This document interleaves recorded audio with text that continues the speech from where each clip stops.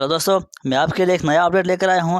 दोस्तों जो update jobs के हवाले से है। दोस्तों यूपीएससी में बहुत सारे जॉब्स की एप्लीकेशंस यहां पर आई हैं। तो दोस्तों यहां पर हम डिटेल्ड बात करेंगे कि कौन कौन से पोस्ट आए हैं और कौन कौन सी पोस्ट में कितनी वैकेंसी है, उनके लिए एजुकेशनल क्वालिफिकेशन क्या है और क्या क्या एज लिमिट रहेगा और कैसे आपको अप्लाई कर देना है और फीस क्या रहेगा। पूरी जानकारी हम आपको यहाँ पर प्रोवाइड करेंगे। आप वीडियो को एंड तक देख लीजिए। यहाँ देखिए advertisement notice 22 of 2022 union public service commission invites online recruitment applications for recruitment by selection to the following posts। तो पहला जो है पोस्ट नंबर 1, यहाँ पर 5 वैकेंसीज रहेंगे इसकी। तो पोस्ट का नाम क्या रहेगा? Assistant agricultural marketing adviser group first. तो इसके लिए जो आपकी एज लिमिट रहेगी, सबसे पहले हम एज लिमिट की बात करेंगे। इस पोस्ट के लिए यहाँ पर एज लिमिट रहेगा आपका 40 ईयर्स और एसेंशियल एजुकेशन क्वालिफिकेशन जो है यहाँ पर देखिए masters degree in agriculture including 1 और मोर डिसिप्लिनस, यानी किसी भी एक डिसिप्लिन में आपकी मास्टर्स डिग्री होनी चाहिए। यहाँ पर जो ये दिए गए हैं एग्रीकल्चरल इकोनॉमिक्स या एग्रीकल्चरल मार्केटिंग या एग्रीकल्चरल मार्केटिंग एंड कोऑपरेशन या एग्रीकल्चरल एक्सटेंशन एजुकेशन या एग्रीकल्चरल स्टैटिस्टिक्स या एग्रीकल्चरल कम्युनिकेशन या एग्री बिजनेस या एग्रीकल्चरल इंजीनियरिंग या पोस्ट हार्वेस्ट टेक्नोलॉजी या फूड साइंस टेक्नोलॉजी या food processing, post harvest management, cold chain, logistic और हॉर्टिकल्चर और मास्टर्स डिग्री विद बॉटनी और इकोनॉमिक्स और कॉमर्स विद इकोनॉमिक्स और मैथ्स और स्टैटिस्टिक्स और business administration from a recognised university. उसके बाद यहाँ पर एक्सपीरियंस की बात की गई है कि 3 इयर्स एक्सपीरियंस होना चाहिए इन the field of agricultural marketing. तो उसके बाद जो यहाँ पर नेक्स्ट पोस्ट है, इसमें 2 वैकेंसीज आपकी रहेंगी। तो पोस्ट का नेम रहेगा senior scientific assistant aeronautical in directorate general of aeronautical quality assurance. तो यहाँ पर जो एज लिमिट है 30 इयर्स एज लिमिट रहेगा। तो आपको मैं बताऊँ कि ये जो एज लिमिट यहाँ पर हर एक पोस्ट के लिए दिया गया है, ये यहाँ पर नॉर्मल एज है, यानी जो SC ST या PWD कैंडिडेट्स हैं वो यहाँ पर 5 इयर्स इस एज लिमिट को ऐड कर सकते हैं अपने हिसाब से। तो यहाँ पर ये जनरल कैटेगरी का एज लिमिट दिया गया है। तो इस पोस्ट के लिए जो एजुकेशन क्वालिफिकेशन है वो यहाँ पर आप देखिए डिग्री इन एरोनॉटिकल इंजीनियरिंग या technology from any recognised university या associate member of institute of engineers. इसके बाद यहाँ पर एक्सपीरियंस की बात जो की गई है 1 year experience in relevant field that is aeronautical from a recognised organisation. Third post यहाँ पर देखिए इसका नाम रहेगा सीनियर साइंटिफिक असिस्टेंट। इसमें आपकी 1 वैकेंसी अवेलेबल है। यहाँ पर भी एज लिमिट 30 ईयर्स रहेगा। क्वालिफिकेशन यहाँ पर दिया गया है डिग्री इन इलेक्ट्रिकल इंजीनियरिंग और technology from any recognised university, 1 year experience in relevant field यहाँ पर होना चाहिए। उसके बाद जो फोर्थ वाला पोस्ट यहाँ पर दिया गया है इसका नाम रहेगा senior scientific assistant electronics in directorate general of aeronautical quality assurance. यहाँ पर भी 30 इयर्स एज लिमिट दिया गया है और एजुकेशन क्वालिफिकेशन यहाँ पर डिग्री इन इलेक्ट्रॉनिक्स इंजीनियरिंग और technology from any recognised university यहाँ पे रखा गया है। उसके बाद जो 5th वाला पोस्ट है senior scientific assistant in chemical in directorate general of aeronautical quality assurance, 30 years age limit रखा गया है। एजुकेशन क्वालिफिकेशन यहाँ पर डिग्री इन केमिकल इंजीनियरिंग और टेक्नोलॉजी। उसके बाद जो यहाँ पर 6th पोस्ट दिया गया है ये यहाँ पर 3 वैकेंसीज रहेंगी।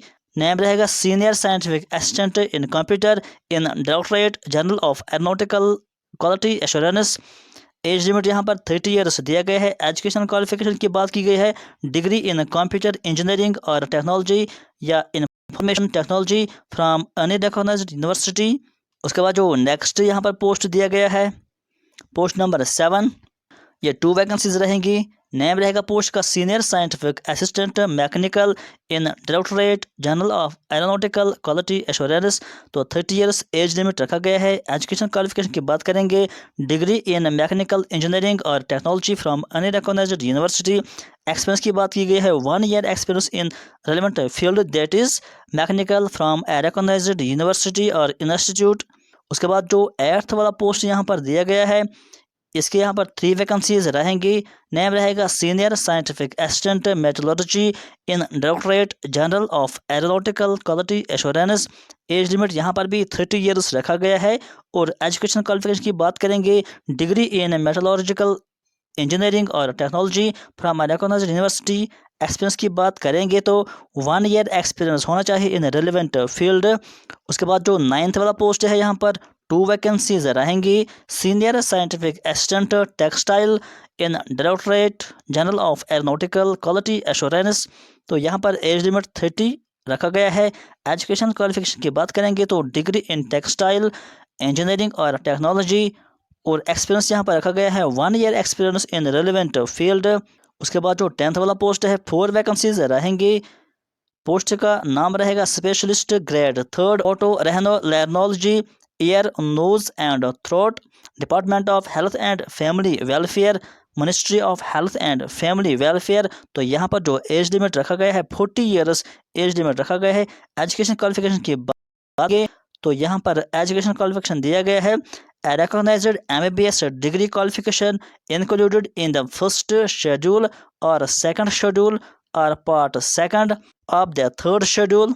उसके बाद एक्सपीरियंस की बात करेंगे तो 3 years experience in the concerned specialty or super specialty after obtaining the first postgraduate degree or 5 years experience after obtaining the postgraduate diploma। यहाँ पर जो 11th पोस्ट दिया गया है इसमें 7 वैकेंसीज आपके रहेंगे। नेम रहेगा junior mining geologist in Indian bureau of miners ministry of miners. तो यहाँ पर एज लिमिट जो है 35 ईयर्स एज लिमिट रखा गया है। एजुकेशन क्वालिफिकेशन की बात करेंगे तो masters degree in applied geology और geology from recognised university. Experience की बात करेंगे 3 years experience in carrying out geological appraisals of minerals और ore deposits।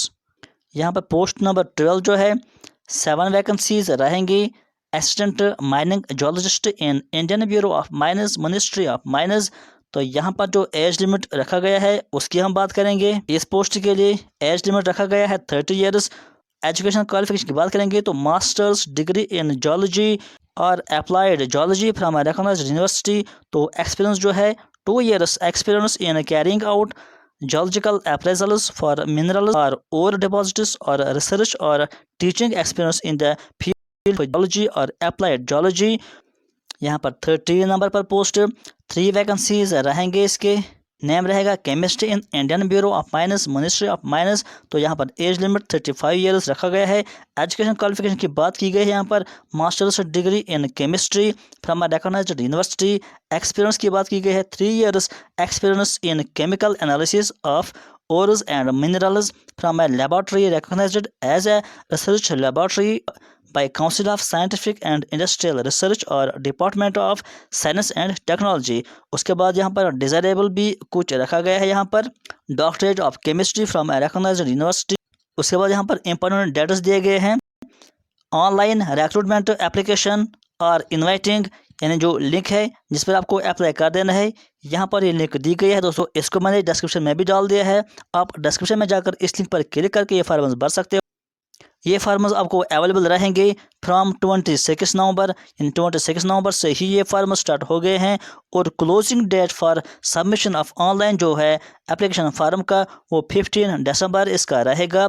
और लास्ट डेट जो है प्रिंट आउट करने का, यानी जब आप ऑनलाइन फॉर्म भरेंगे उसके बाद आपको फॉर्म का प्रिंट आउट निकाल देना है और वो आपको इंटरव्यू के टाइम पर अपने साथ रखना है। जब आपका शॉर्ट लिस्ट आएगा तो इस प्रिंट आउट फॉर्म का लास्ट डेट रहेगा आपका 16 दिसंबर। उसके बाद यहाँ पर एक नोट दिया गया है, इसको भी हम पढ़ते हैं। Candidates are requested to apply only online against this advertisement on the online recruitment application website. यहाँ पर जो ये वेबसाइट है इस पर आपको अप्लाई कर देना है और सिर्फ आपको ऑनलाइन अप्लाई कर देना है। उसके बाद अप्लाई कौन कौन कर सकता है ये भी हम बात करेंगे। यानी कोई भी कैंडिडेट जो भी इंडिया का सिटीजन है या सब्जेक्ट ऑफ नेपाल है या सब्जेक्ट ऑफ भूटान है या तिब्बतियन रेफ्यूजी है, वो सारे इसके लिए अप्लाई कर सकते हैं। अब यहाँ पर हम बात करेंगे एप्लीकेशन फ़ीस की। कैंडिडेट्स आर रिक्वायर्ड टू पे फीस 25 रुपये आपको सिर्फ हर एक पोस्ट के लिए यहाँ पर 25 रुपीज़ पे करना होगा। और आपको मैं एक और बात बताऊँ कि अगर कोई कैंडिडेट एक से ज़्यादा के लिए एलिजिबल है, यानी वो 2 या 2 से ज़्यादा पोस्ट के लिए अप्लाई करना चाहता है, तो उसको हर एक पोस्ट के लिए अलग अलग फार्म भरना होगा और हर एक पोस्ट के लिए अलग अलग फ़ीस पे करना होगा। और ये फ़ीस सिर्फ जनरल कैंडिडेट्स के लिए है। यहाँ पर कहा गया है कि जो कैंडिडेट SC ST या PWD हैं या वुमेन कैंडिडेट्स हैं, उनको ये 25 भी नहीं पे करना है, उनका फार्म विदाउट फीस भी एक्सेप्ट हो जाएगा। हाउ टू अप्लाई, इस पर हम यहाँ पर बात करेंगे। सबसे पहले आपको इस वेबसाइट पर क्लिक करना है, जो कि पहले भी मैंने आपसे कहा है। इस पर क्लिक करने के बाद आपको वहाँ पर फार्म आ जाएगा।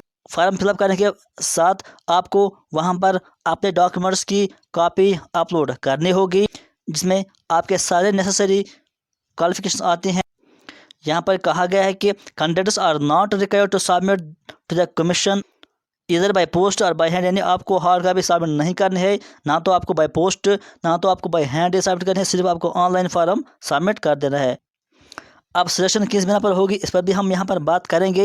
यहाँ पर लिखा गया है कि candidates shortlisted for interview on the basis of the information provided in the online application farm. जब आप ऑनलाइन एप्लीकेशन फार्म भरेंगे, उसमें जो भी आप डिटेल्स फिलअप करेंगे, उसी के बिना पर आपका शॉर्ट लिस्ट बन जाएगा, यानी आपको यहाँ पर कोई एग्ज़ाम नहीं देना होगा। यहाँ पर लिखा हुआ है कि candidates will be short listed for interview only on the basis of the information provided by them in their online application farm. यानी जो भी आप ऑनलाइन एप्लीकेशन फॉर्म में फिलअप करेंगे, इसलिए आपको ध्यान रखना है कि हर एक ज़रूरी इन्फॉर्मेशन जो आपकी है, जो आपकी क्वालिफिकेशन है, वो आपको ऑनलाइन फॉर्म में फिलअप कर देना है, क्योंकि उसी के बिना पर आपका शॉर्ट लिस्ट बन जाएगा और आपको इंटरव्यू के लिए बुलाया जाएगा। तो दोस्तों, ये था इंपॉर्टेंट अपडेट जॉब्स के हवाले से। आज की वीडियो में फ़िलहाल इतना ही। Thank you.